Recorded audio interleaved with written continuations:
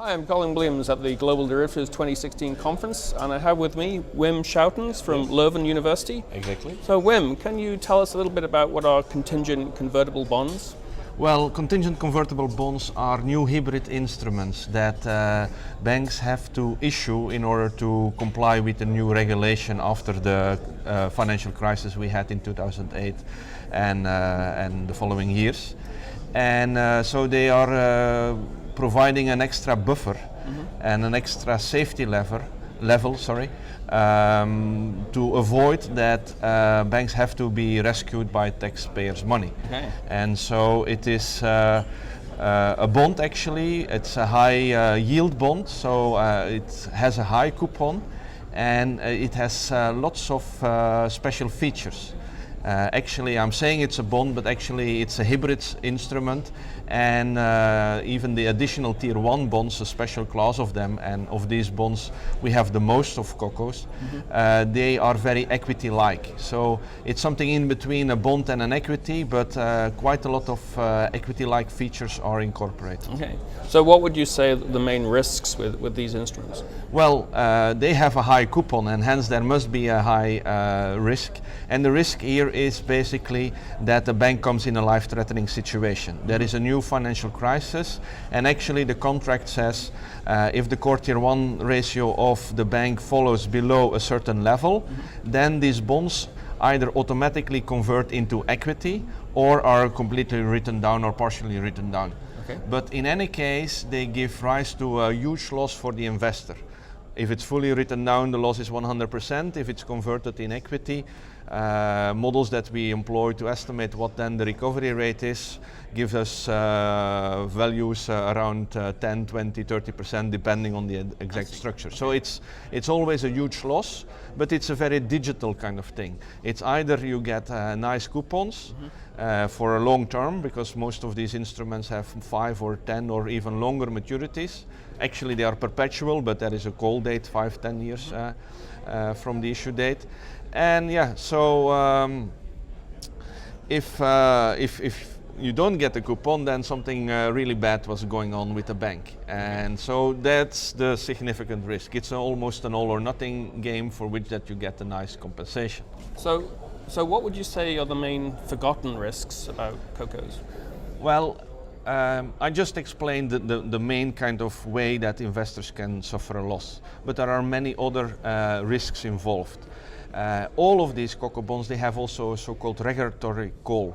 That is, even if the core tier 1 level is still high enough, calculated by the accountants, the regulator can at its own discretion also trigger the bond.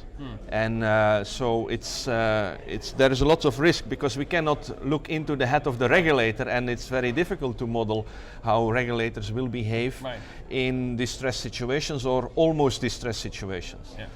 In addition, as I mentioned, these things are very equity-like, and what does that mean? Well, also the coupon can be cancelled. And the cancellation can be coming either because the regulator wants to cancel this coupon, or the bank can just decide not to pay the coupon. And because the coupon is a 9-8% anyway, a high coupon, that's a significant loss if you lose this kind of coupon for 1 or more years. Right. Well, there are actually quite a few forgotten risks. Another one is liquidity. These instruments nowadays, they are pretty liquid with bid and ask spreads about 50 basis points, but these will be the first instruments where liquidity is drying up whenever something is happening. Okay. So exiting these instruments in times of crisis is hardly impossible, unless you're going to pay fire sale prices. Okay. And then something that I think is also prominently there is the extension risk.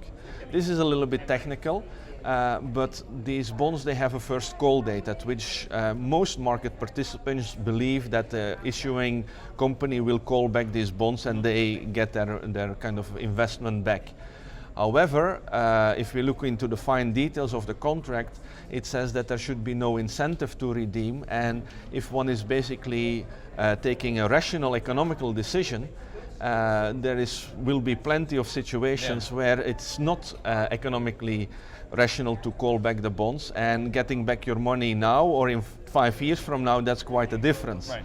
And many believe that reputation risk and so on of the bank will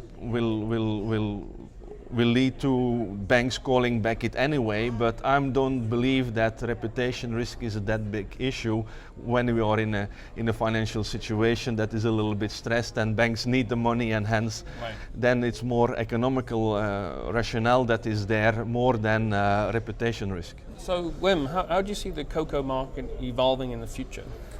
I think cocos are there to stay because they are written in stone into the new regulation. So, and it's European banks have been issuing these since the CRD4 has been approved by the European Parliament. And hence, this is a new instrument, like banks have equity capital and senior bonds and junior bonds, and now they are also having cocoa bonds. And we have seen an explosive growth of issues, and hence we are really having a quite substantial market now already, and seeing new issues every year with a total volume that is really growing to about 100 billion or over 200 billion, depending a little bit on how you count of these bonds. So it's getting not a extremely big asset class, but it's an asset class that is getting more and more important in the new kind of financial landscape. Very good. Well, thank you very much, Wim, for your time. You're welcome.